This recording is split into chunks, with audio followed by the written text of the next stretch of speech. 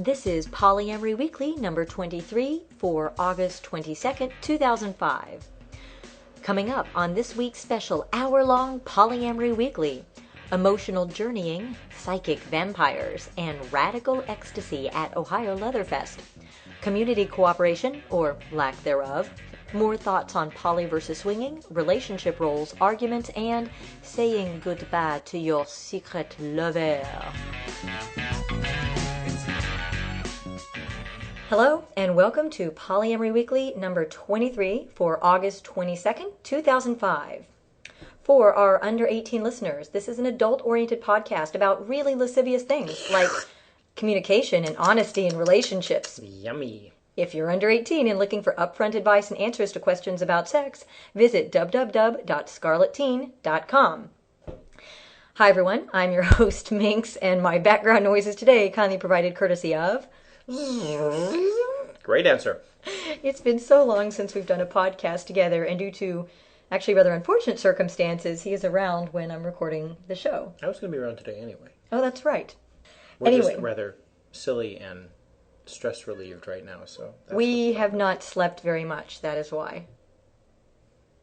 Yes, we haven't gotten much sleep. We're rather sleep deprived, so it'll be an interesting show. So we are fairly freshly back from Ohio Leatherfest. Wanted to sort of give our recap and summary. But first of all, for those who have been reading my blog and Grey Dancer's personal blogs, you already know that we cut our trip to Ohio Leatherfest short because his wife, Genevieve, was sent to the hospital, the emergency room, actually quite early on Sunday morning. So we raced back to Chicago to make sure that she was okay. And we've been staying up and by her side and helping her fend off doctors and EKGs ever since then. Not much fending off, really. We basically just kept her company in the hotel room and basically probably kept her awake longer than she should have been. Not the hotel room, the hospital room. That's right. That's where it was. It was in a hospital. Confused. But the good news is that she is okay. She is here at Minx's right now undergoing some telematic heart monitoring observation, and then tomorrow we'll go back to the hospital for a test or two just to make sure she's okay, and then we'll go back home. So the good news is it's all good so far. So far. She does kind of look like a cyborg right now, though, with all the heart monitor stuff on her. Really hot cyborg. Yeah. And she'd be like 14 of 18. Oh, and Grey Dancer, I think you should tell, Grey Dancer being the loving husband that he is, even though he had not slept more than 3 or 4 hours in the previous 2 nights, insisted on staying in her hospital room, or very much wanted to stay in her hospital room and in the uncomfortable chairs that they put in the hospital rooms and stay with her overnight. When he asked the charge nurse, however, would you like to continue the story? The charge nurse gave a very cheerful smile and said to me, "Absolutely not." And I said, why? She said, "Because she has a female roommate."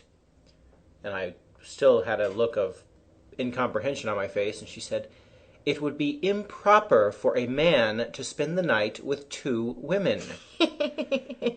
And I was speechless. I didn't have much sleep. I had just driven 7 hours, and I was still kind of in an Ohio Leatherfest frame of mind. And where we had shared a room with a female roommate. Her next question was, "Can you understand that?" And I just decided I would let it go because they were about to move someone to the ICU, and they're nurses, and nurses get really stressed out and deserve every ounce of respect and slack that we can cut them. But at the same time, it was silly. It was very funny coming from the world of Ohio Leatherfest, in which not only did we share a room with a female roommate, which whom we amazingly managed not to have sex with the entire time. Damn. Wow, I didn't know it was possible to actually be unconsciously sleeping and not have sex with someone. But on to the good things about Ohio Leatherfest, which was a wonderful, for me it was both of our first time attending, and it was really incredible. It was at first a little hard for me to get into headspace, but I managed to get into a really good place where I could be in collar and in service to him the entire time, and it was in that really wonderful headspace in which I felt like I was fully in service to him. I was anticipating his needs. I was checking in on him frequently, but it was really that situation of feeling like I was putting someone else's needs above my own, but it wasn't a burden. It was just a natural instinct, and I I didn't feel like I didn't have time to myself because I still got to indulge my exhibitionism. I still got to do all the scenes I wanted to do. I got to take the pictures I wanted to take. I got to, play and flirt and everything I wanted to do. But and even occasionally go to classes and learn things. And went to incredible seminars. Should we talk about the seminars? We were talking about the keynote first, though. Oh, no, the keynote last. Because it leads into the first letter in the mailbag. That's right. Okay. Sure, let's talk about the seminars then. Let's talk about seminars. I went to the first one because you were staying in bed. Yeah. I went to a wonderful seminar put on by Dossie Easton, who most of you may realize co-wrote The Ethical Slut. She more recently co-wrote the book Radical Ecstasy, which is about transcendent BDSM. And her class was on emotional journeying. And I don't want to go a whole lot into it because it's supposed to be a half-hour show. But basically, it involves sort of the Jungian idea of the shadow. And it's the idea that we develop BDSM because we sort of travel to the shadow of ourselves and bring something back. And the more we're able to do that, the more complete a person we can become. And she talked a lot about survivors of childhood abuse and things like that. Not that everyone, she's very quick to point out that not that everyone involved in BDSM is a survivor. It's just that the people who are survivors who are involved in BDSM are more likely to talk about it. So that was a fantastic workshop to begin with. And by the way, I should insert here, I know that we had promised the interview with Dossie Easton and Janet Hardy for this week's show. Unfortunately, they did agree to the interview, and we were very happily scheduled that, but we did schedule it for Sunday afternoon, and by that time we were already back in Chicago at the hospital. However, they both very kindly agreed to do a phone interview later in the week once they get back into their towns and we can do something over the phone. So we're just going to do a teaser for the upcoming interview with Dossie Easton and Janet Hardy. So the next seminar that we went to was given by the lovely and talented Michel Beranger. Say that again. Michel Beranger. And it was on, what was it officially called? The Body Electric. The Body Electric, yes. And I have to say, I mean, Michelle, if I'd gone to her website and not known anything about her before, I would have been very, very skeptical because she is a big part of the vampire community, the subculture, the goth subculture of the vampire idea. But her workshop was all about energy work, Qigong, Reiki, the flow of chi, things like that, chakras. Exactly. And it was fantastic, exactly what I wanted to learn about and discuss. And she herself is a incredibly well-spoken and entertaining speaker and very knowledgeable, and certainly used many, not only a lot of good words and diagrams, but also examples with people from the listening audience, of which I was one. He did. It was actually very interesting. She had called for a few volunteers and brought a few people up and just did a little bit of light energy work with them. She had the little sort of silver, I want to call them claws that you put on your fingers, but they weren't sharp, they were dull. It was just to provide more of a sensation than a fingertip. And she ran, lightly along someone's arm, neck, sometimes face, and just asked them what they felt. And usually they used the words warm or tingly to describe it. Opening, exactly. And it's funny because as an audience member, I was sitting back very much in my cerebral mind going, oh, fascinating. So the words warm and tingly are often used to describe this sensation. Fascinating. And this went on until Grey Dancer came up and was one of her demo subjects.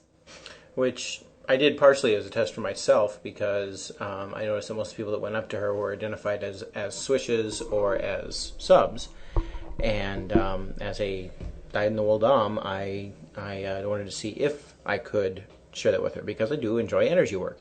And can I get specific? Do we have time for me to talk a little bit about what I felt? Or? Sure. Okay. I know you want to get on to what you felt. It's all about you, but it's all about me, baby.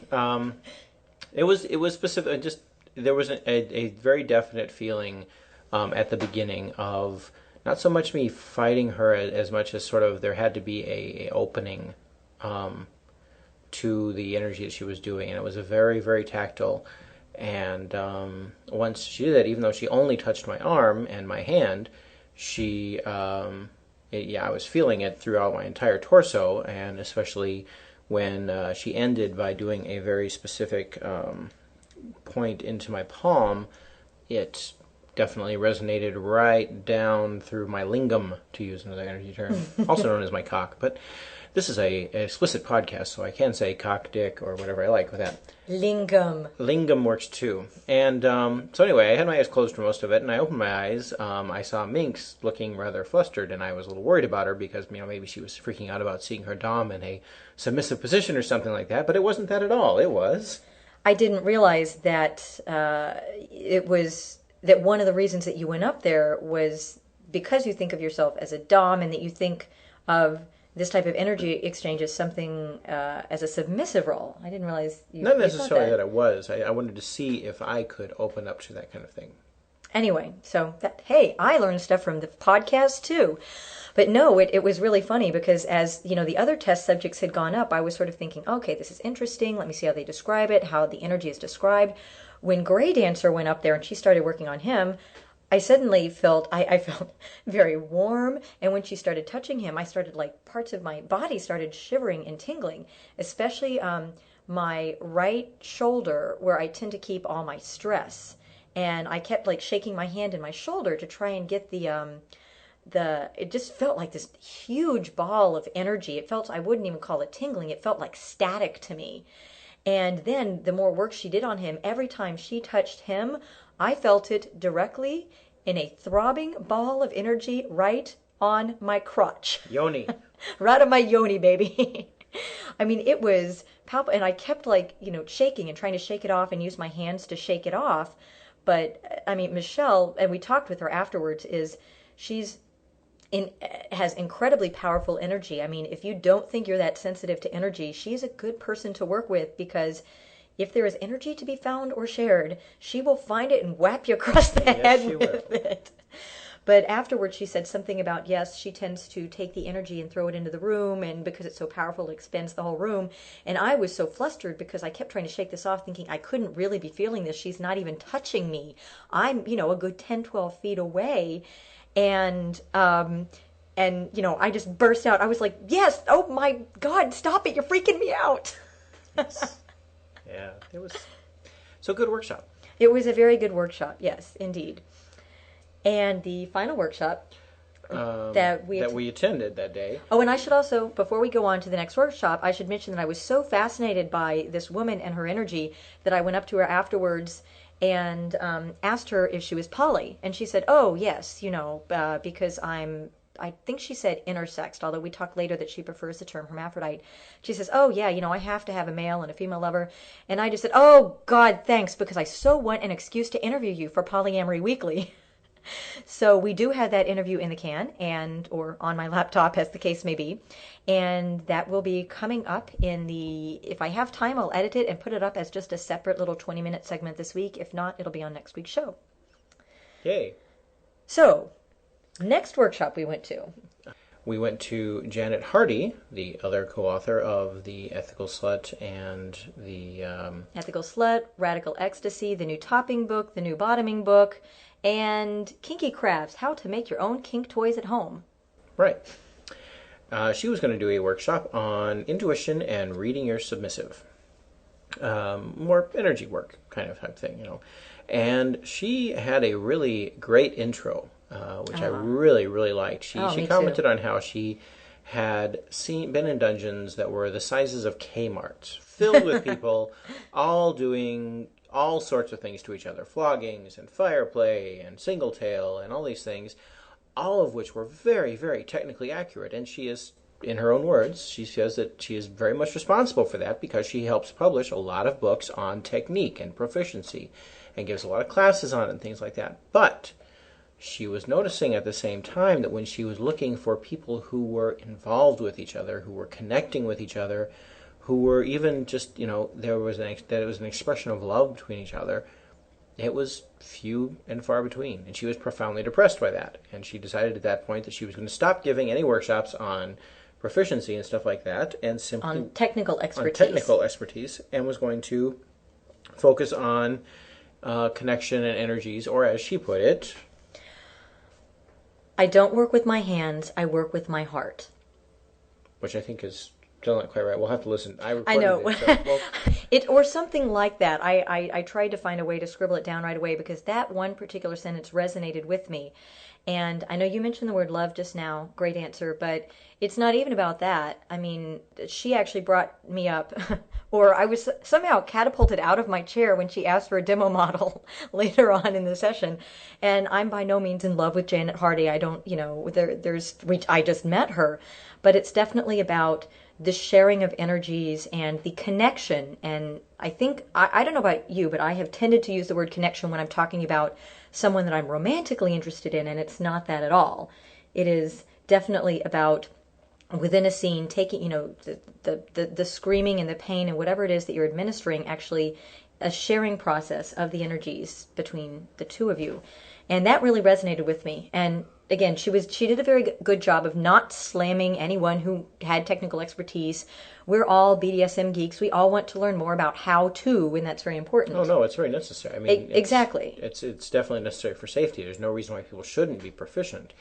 But if you are the best single tail person in the world and you can't get a connection with your submissive, you're missing something. And I just kept thinking, and I mentioned this too, that what she said, everything she said resonated with me. I just kept thinking, oh my God, this woman gets it, because it made me think of all the doms I've heard on the scene who are friends of mine that I know and trust, who have said, I don't ever need to use a safe word because I know exactly what my submissive is thinking.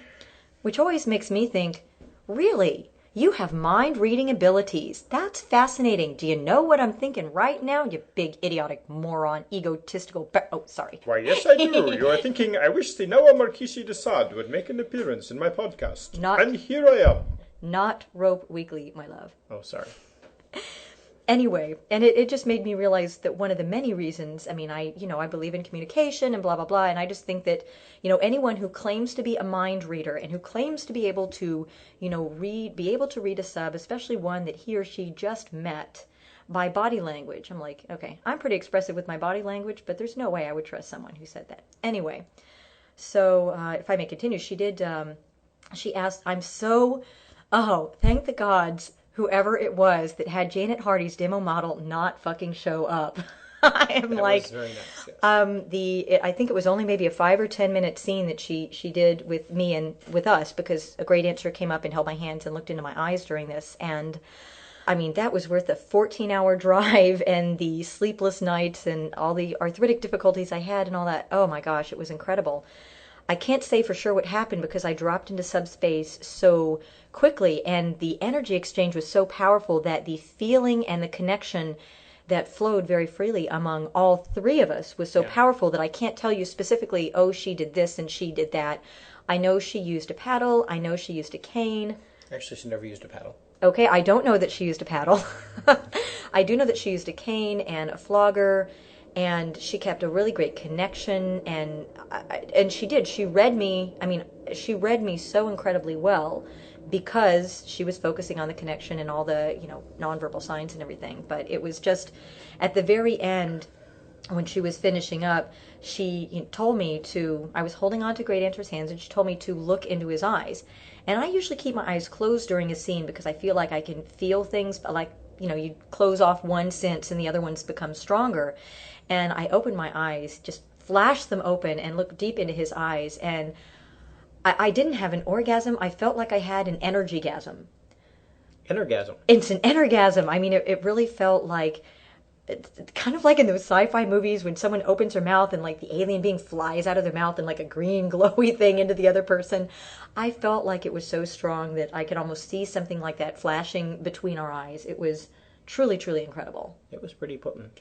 So if you ever have a chance to go to any of Janet Hardy's workshops, or for that matter, just, buy and read Radical Ecstasy. Yeah, which is available from Greenery Press. At www.greenerypress.com. And I should say, too, we had planned on going to, Dossie Easton was giving another seminar a few minutes later. On Radical Ecstasy. On Radical Ecstasy. However, we went back up to our room because we'd realized that we had no time to schedule a scene later on at any point in the evening. And I was so emotionally, sexually, and energetically charged from those last 2 seminars. I felt like I was going to explode if we didn't do some radical ecstasy of our own. And so we did. And we missed Dossie Easton's seminar. Damn it. But I caught Janet later on in the evening, and I told her it was all her fault that we missed the seminar on radical ecstasy because we were busy having it. Yeah. That was an amazing experience. I mean, I know we're laughing and making light now, but it really was an incredible experience. And, that coupled with the sense of community and belonging and acceptance I felt the entire time I was there, and considering that I only knew like 3 or 4 people going in, it was really amazing. And that being said, I just want to say there's also amazing generosity there. We had 2 auctions, one a celebrity auction and an average freak auction. And between the 2 auctions, which I was privileged to host, we managed to raise over $1,500 for the Columbus AIDS Task Force, which was really, I think, a testament to the fact that, not only are these people who like to play hard, have fun, and learn about how to be safe, but they also care about their community. And for any of you out there that are thinking, gee, how do I become a better kinkster? That's one way to do it. Donate to a charity like scarletteen.com or National Coalition for Sexual Freedom or your local AIDS or battered woman or whatever your Yes, exactly. whatever your thing may be.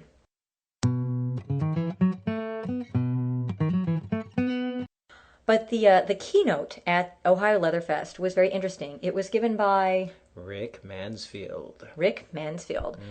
And who's a hot gay leather man. Yes, he is. And which is really interesting because I very rarely go to events that include the gay leatherman contingency, or if they do, it's fairly small. And that's actually one of the things he talked about was, that there were these various, groups. There were sort of poly groups that came to this, and the gay leather guys, and there were the like Claw, for example. Like I know Chicago Leather Lines for Women, and groups like that from.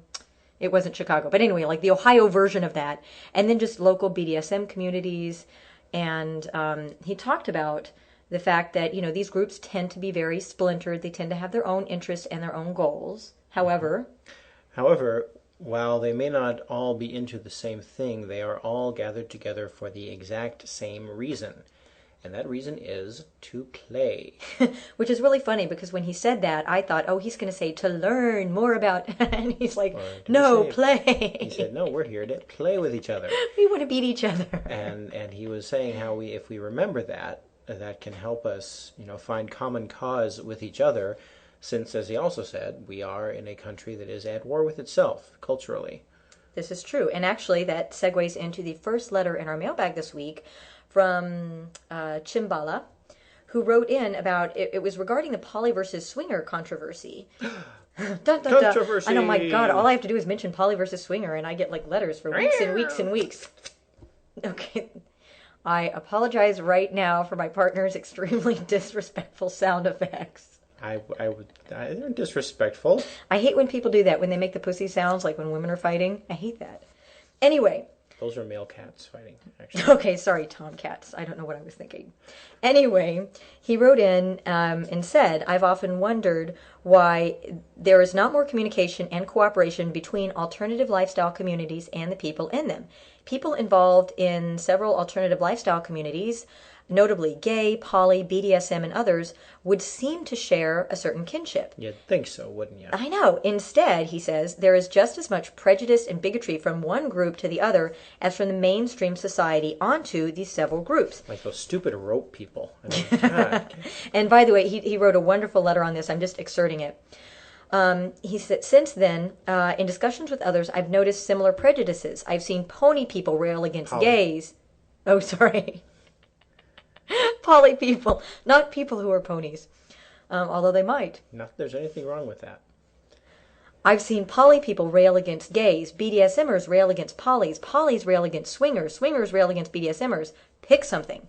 Now, while I understand it is human nature, what I do not understand is how do people expect to gain respect for their given lifestyle when they are not willing to extend the same to others? If you ask for tolerance, shouldn't you be willing to give it in return? It is my sincere belief that when the rights of one are eroded, the rights of all are endangered. And I'm skipping ahead more. he finishes up by saying there should be more cooperation among these communities. My thought on that is something I've sort of mentioned before, like when I became poly. I think one of the dangers of associating with a group, especially a lifestyle group or even a lifestyle subgroup, is that sometimes the sort of microcosm can become your whole world, and we forget that we are a part of a society at large. We get so involved with like this group, or it's a clique, basically a little clique that you're in, and it's wonderful to get close to the members and all that, but I try to make a point every now and then of coming up for air and making sure I spend time with my vanilla friends and with professional people and with family and people who are in no way involved in the BDSM or poly communities, just to make sure I'm keeping it real and keeping that perspective. You have thoughts on that, Great Answer? I'm just reminded, I guess there is one of the dangers that people will say is that by combining groups, you're providing a bigger target. I know recently in Madison, there was the Pride Parade, and we had some friends who are pony people who were going to be involved in it, and they discussed with us that there was some animosity by the people that did the Pride Parade who felt that perhaps having pony people in it would make the community less tolerant. You know, they could definitely handle people in, gold lame Speedos with rainbow boas dancing around, but pony people, that would be too much. However, they did let them in the parade, and they were a part of it, and that was a great showing of open-mindedness. I'm also reminded of a time when I asked someone who was advocating gay marriage if they thought that polyamorous marriage should be a right that was also fought for now, as opposed to waiting a while. And I'm not sure how I feel about that. I mean, I think gay marriage, it's definitely about time that it was done in this country. I'm sure we have people listening where it is actually legal, and lucky people. But I think that I also felt that polyamory should at some point be addressed. And the answer I got from this lesbian advocate of gay marriage was, hell no, we don't need their support. They had their chance with the Mormons, and they blew it, which was wrong on so many levels. I sat there and was instantaneously infuriated, and just, yeah. So it's a long story. But anyway, basically, I think that, yes, there is safety in numbers, but you have to make sure you're not trying to just steal the spotlight. I mean, pay attention to what issues are in focus at the time. Well, yeah, that's, I took that as her saying, basically, I've picked my battle to fight, you fight yours. Which, everyone has a right to say. If you decide that, within your group that your battle is the most important so that you don't have any energy to lend to other groups' battles, well, okay, fine. Mm-hmm. But if you do have any energy left, if your battle is important, but you also see value in someone else's battle, and I actually wrote back to him and said, I'm not going to care as much about everyone else's issues as about my own. That's just a given. I'm going to care some. I'm just not going to care as much. So what I try to do is, I may not be marching in everyone else's parades, but if I have a little extra money to give, if I can sign a petition, if it's something that overlaps with mine enough that it's worth my time and energy to focus on that for a little bit, then yeah, I will. So I just think it's, I would say, yeah, just open up your mind. If you think it's a battle that you can help fight, then you should. Can't we all just get along? Okay, the next letter was from Sweet Bee, and was also about polyamory versus swinging. And she brought up a term that I have heard before, but I frankly don't know exactly what it means. So Sweet Bee actually wrote a very well thought out letter that I want to read a couple paragraphs of that kind of shouted out at me. She used the term polysexual, and I actually don't know exactly what that term means and how. I mean, polyamorous, I guess I get is more about love and long-term relationships, but polysexual, I don't understand how that's different from just, I'm not sure exactly what that is. Anyway, she writes, I suspect the harsh feelings some in the poly community express towards swingers may have to do with those in either community who use the label poly to blur the lines between polyamory and polysexuality. Yes, there is a difference. I suspect this difference is what allows for swinging to occur at all. If your goal is in seeking multiple relationships is to increase the number of sexual encounters or partners in your life, perhaps you're really polysexual. Could be that for you, it is all about the sex. You can choose this and choose it honestly and ethically and consensually, but it's not the polyamory many non-swingers are seeking. For those who are not polysexual, a polyamorous relationship means emotional intimacy and some form of commitment to accompany the sexual passion. See Robert Sternberg's analysis of the triangle of love, which I did not. For them, it's not about the sex. Sex is the natural outcome of the relationships they're building. And she continues and wrote, in my experience, swingers are clear about their intentions. They don't endorse lies and deceptions. It's those who hide in the shadows between these two communities who may be responsible for the negativity that comes their way. It's the shadows. I knew it. Another Babylon 5 reference. The only remedy to this is for each one of us to clarify which label truly describes us and to verify which label really fits the other person. Labels aren't intended to tell the whole story anyway. The more public attention goes to the label poly, the greater likelihood it's a label that gets misused. Look at athletic shoes for an example. No longer a sign of athleticism in any way. And she finishes by saying, keep on narrowcasting. It's a great service you're doing. And I'm not sure. It gave me a lot of food for thought, but I'm not really sure that I guess because I don't really understand what polysexual is, how that's different from just dating a lot of people or what I would call swinging, which is, I mean, if you're single, I guess dating a lot of people. And if you're in a partnership, it's more what I would call swinging, where you're going out and seeking out sexual relationships mostly for the purpose of sex. And not necessarily long term. I think I understand what you're saying. You do? I think so. Oh, good. A swinger would tend to be, I mean, swinging itself as an activity it has its own places, its own lifestyle. I mean, it's got a well thought out protocol of how you go about swinging. Okay, if you go up to somebody and you say, "Are you a swinger?" Either they know what you're talking about or they don't, and if they are and they know what it is, you know what the next steps are.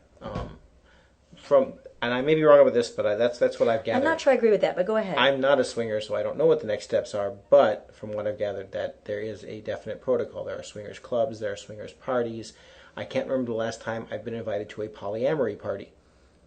There is not necessarily a protocol. So what she's saying, though, is that polysexuality is, swinging is a subset, an action done by someone who is polysexual, who is looking for specifically more sexual experiences. If they're with a partner, that probably makes swinging a little bit easier. If they are, for example, a single male, it's probably a little bit harder to be a swinger because of the way that the group of society is structured. So what she's saying is that basically polyamory, the object is to have more loving relationships, to have multiple loving relationships. Polysexuality is to have more sexual experiences, both of them in an ethical and consensual way. All parties involved kind of way. Okay, yeah, exactly. I guess I can get that. So and it puts me in mind of the conversation that we had about our differences in terms of poly, in that and well, as she put it, sex is the natural outcome of the relationships they are building. Right. Whereas poly, and versus saying I really want to have 2-3 really close partners, or I want to have multiple romantic relationships. In my case, sexuality tends to be the natural result of the level of affection and intimacy that I feel with a person, right, on any level of spectrum, from friend through lover, partner, things like that. Whereas for, we talked about with you, there's a very definite boundary between flirtation and people that you'll actually be intimate with. Right. I will flirt with anything that moves, but the number of people I'll be I will flirt with anything that moves, and a great answer is drinking a beer, and he's moving the beer bottle in front of me to see if I will flirt with it. Okay, I do draw the line at inanimate objects unless they put batteries in them. However, it's only once every couple of years that I find a partner that I would actually have. He's still giggling at my vibrator comment. He's turning red. It's only once every couple of years that I find a partner that I actually want to have a relationship with. And with me, it just takes me so long before I feel like I can have sex with somebody, for the most part, that takes a while. We've talked about that. Anyway, and I'm not sure how much I agree with Sweet Pea sweet B, sorry, that the difficulty is in the labels that, people can say, I'm a swinger, or I'm polyamorous, or I'm polysexual. I think that, heck, I'm talking about polyamory and swinging and things like that all the time. I still don't know exactly what they mean. But I do think she has a very good point that no matter what label you use, whether it be, gay or bisexual or poly or whatever, it's, the label never tells the whole story, because the words always have different connotations for people, especially in the alternative communities. So it's always a good idea just to ask and find out what exactly they're looking for and why they're living whatever lifestyle they're living, and that can give you more of a feel for it. Agreed. Okay, he nods. We continue. The next bit in the mailbag, actually, the first thing Sam Bear did was he called the listener comment line. Oh my God, it's not a virgin anymore. So here's the comment he left on the comment line. Hey there, this is Sam Bear. I'm calling just to say that I really enjoyed, I got a severe belly laugh from some of the things in your August 16th Narrowcast, especially the request that somebody send a picture of the girlfriend. That was hilarious. Thank you so much for sharing your information with us. And I have a whole bunch of stuff to talk about, and I will have to actually come up with a good structure for that before I launch right into everything, because you really do get me thinking. So thanks so much. Bye-bye. And then after that, he actually did take a little time to write me and said, I just finished listening to your last of July broadcast and started on your 1st of August one. I must say I like the tone and style of your show. I like how you come across, and I enjoy the subject matter. Way to go. Thank you. Thank you. With regards to coming out to... Gray Dancer is stroking my breast. Thank you very much. Meanwhile, our next letter came from... The next letter is from Vannevar Morgan, who strokes the minx and says, and unfortunately we don't have time for me to read the whole thing, so I'm picking out bits and pieces. And Gray Dancer once again strokes the minx for you. I like it when he's here to stroke me. He says, I am not, at least operationally, poly, but I find your podcast extremely valuable. Your new mission statement is fantastic because it allows you to use the poly perspective to attack the common problems of responsibility, trust, and communication that anybody in any kind of close relationship has to learn to handle. You do that with a wonderful mix of sensitivity and humor, and I really enjoy and appreciate it. And he went on to talk about the roles that are in his relationship, which I thought was interesting. He says, I don't have the 1950s defined father role, and my wife the traditional mother role. I also haven't gone to the extreme of being a stay-at-home dad. I'm the PTA leader. I'm the one who takes time off for doctors and dentist appointments. I'm the classroom volunteer. But I'm also the one who brings in most of the family income just because that's how it worked out. Many people in my family and many of our friends are still surprised by how we divide up the tasks in our relationship because we're both overeducated. She has a doctorate, I have a master's, and has spent time thinking and talking and making deliberate decisions. Most people, even most mildly educated Americans, don't do that, if only because they already know the, quote, right, end quote, answer because God told them so. That said, we label things because labels are valuable. I actually believe, for example, that every problem in computer science reduces to what's in a name and can be solved by one more level of indirection. And he says, yeah, that's another mystery quote. I have no idea where that's from. If anybody does, please write me and let me know. cunningminx@gmail.com. Good labels actually come with their own explanation, which is why boobysexual is such a great one. I think I could explain that better if I think about it some more. Boobysexual? You can explain that pretty easily, actually. Oh, wait, he's not talking about boobies. That, is he? He says, I'd also like to hear more about arguments. One of the things I really do not do well is argue. Yes, you do. No, you don't. I'm an engineer, so I tend to put my effort into finding solutions. I don't think I pay enough attention to how my wife in particular feels about things. I think it would be helpful to both poly and mono people to hear about you and Gray Dancer work through relationship-threatening issues. And he laughs because we're having one right now and we're so not ready to talk about it. So when it's resolved to our satisfaction and we feel comfortable sharing, we will. Yeah, or not. Or not. Or not, as the case may be. I said when we feel comfortable. If we don't feel comfortable, we won't share. But I wanted to Yes, we will. I Oh, meant- wait, you wanted argument, not disagreement. I didn't you? mentioned the lack of. You're not arguing. You're just contradicting. No, No, I'm not. not. Okay. Enough Monty Python references. I wanted to comment on a couple of things he said about. I like what he said about making deliberate decisions. I would disagree that most Americans don't do that because God told them so. I think that I won't say most. I'll say many. Make the generality a little less sweeping. I think that many Americans don't do that. I don't think it's necessarily because of God or religion. I think it's because of cultural norms. No, in some cases, In some cases, of I course. related the fast. I won't even mention the religion by name, but it is the fastest growing converting religion in North America right now. So you can look it up. And they actually recently published a what was it called? A something about the family. It's sort of a edict on the family. And the edict on the family specifically says the father's role is out being the breadwinner, the mother's role is in the home raising the children. This was, as my family is a part of that religion, I remember my grandfather pointing it out to me framed on his wall and telling me that is the most important document ever written by a human hand. And as at the time I was a single dad with 4 kids, with an ex-wife who had few, if any, maternal instincts, I sort of nodded my head and said, well, Grandpa, I'm glad you feel that way.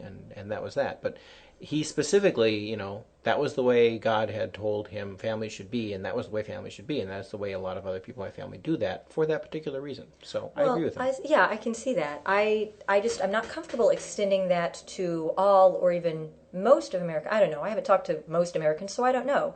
But I also know that, from my own experience, I did come from a home where my dad went out and made all the money, and my mom, she did stay home, and she was basically the homemaker, but she rebelled against that role very much in her own ways by becoming a marathon runner and an ultra-marathon runner and a triathlete, and, being a very physically powerful woman. And if you've ever seen me, I weigh just over 100 pounds, and my mom is about the same. So for those of us who are of very tiny stature, doing these things to make her physically quite a powerful person, I think was very much a rebellion for her, and she didn't let my dad tell her, what kind of activity she can do and all of that. But the thing is, even though I grew up looking at that and saying, this is a cultural norm that I don't accept. That's one of the reasons I looked at that structure when I was a kid, and I never wanted to be married. I saw it, I didn't like it, I knew other people who weren't that way, and I was like, okay, that's a cultural norm. I don't particularly want to do that. I don't like the way this is set up. And that's one of the reasons why I lived with my last boyfriend instead of marrying him, because I wanted to see if I could, be with somebody and share a life without, without doing the traditional marriage type thing. And I guess I succeeded in some areas and, not so much in others.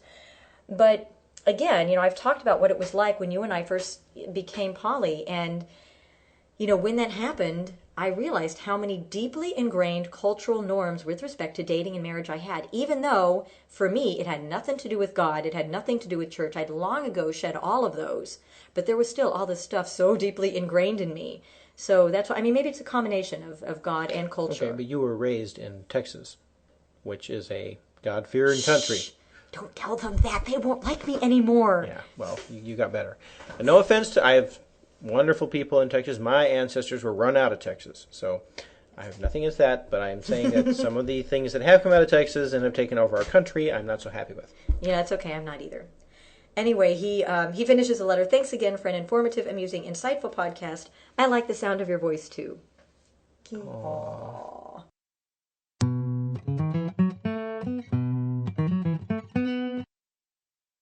So one last letter with regards to communication and arguments, once again from N and A, the friendly neighborhood swingers that we heard from on last show.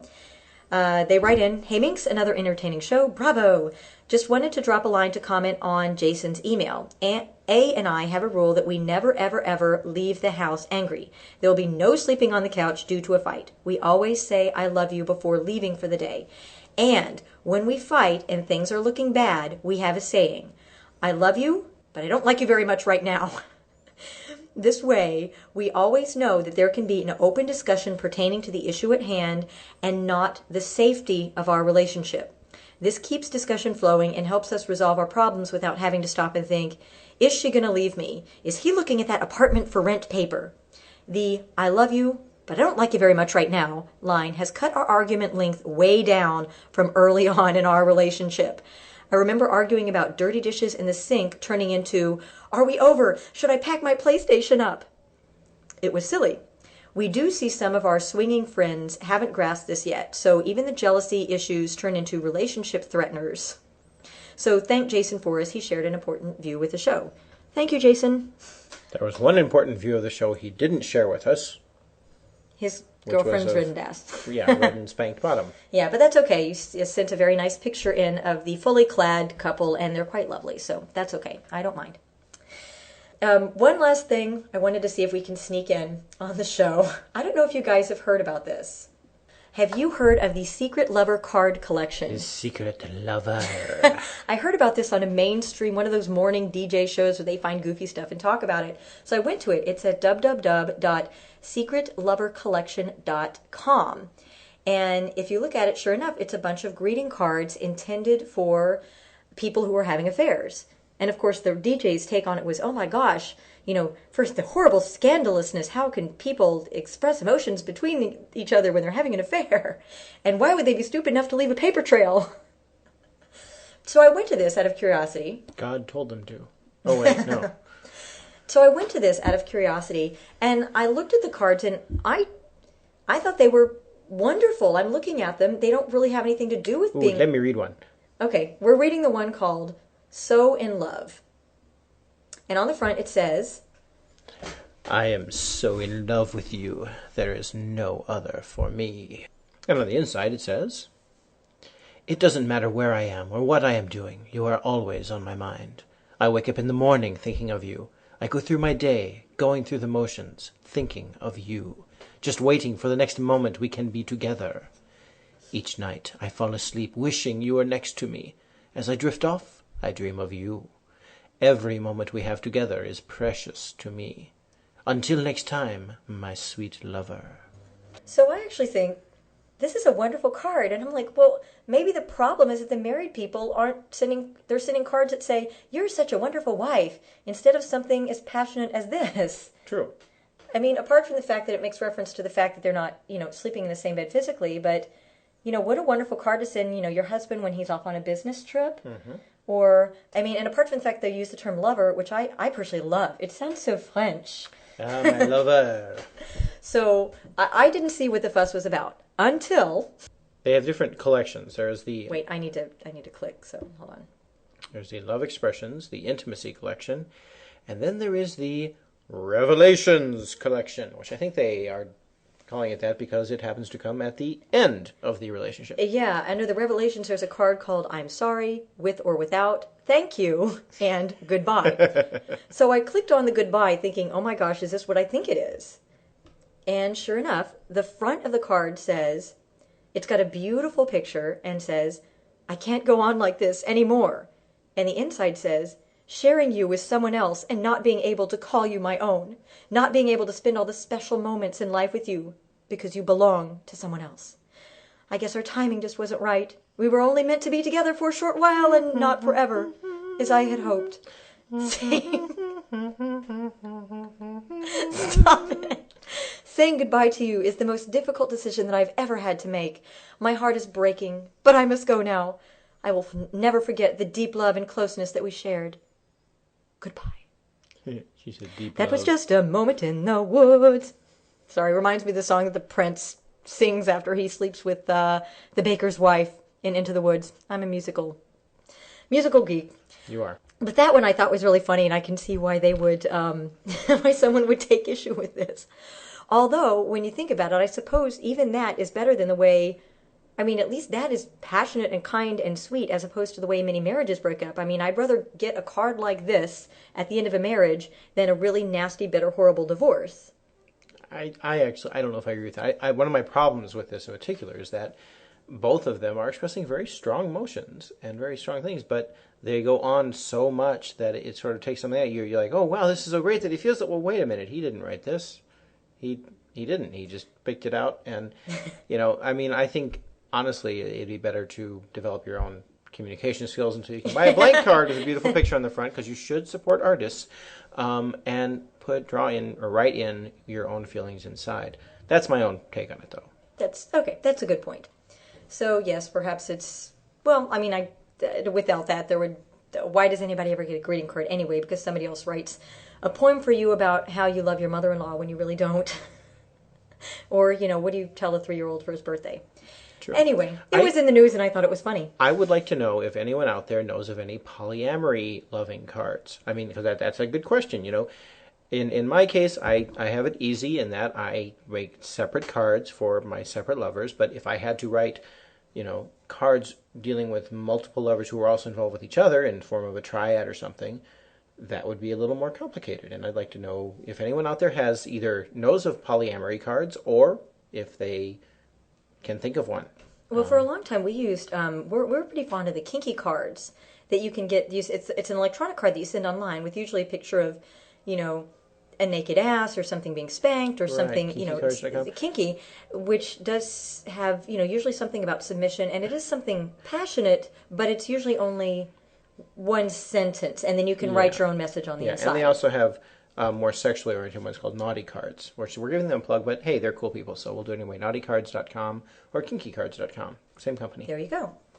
All right, I think that more than takes us to the end of our show. Stay tuned for the fascinating interviews with Michel Beranger. Michel Beranger. And with Dossie Easton and Janet Hardy. And if you want to check out any of the links we mentioned in the show today, show notes will be up soon at www.livejournal.com/users/polyweekly. Great answer, just thought of something he wants to say. Just got to put in a plug. I will be representing my podcast, Rope Weekly, at in San Francisco the weekend of September 9th through the 11th at the Open Heart, Open Mind conference, which you can find at openheartopenmind.net. And so if you happen to be attending that conference or in San Francisco and would like to buy me a cup of coffee or something like that, please feel free to get in touch with Minx and she'll let me know. Again, my email is cunningminx, CUNNINGMINX @gmail.com. Or hey, why not be like Sam Bear, who took my listener comment line's virginity and call me at 206-600-5677. Yeah. Hey, thanks for listening, everyone. And remember, it's not all about the sex. But sometimes it is.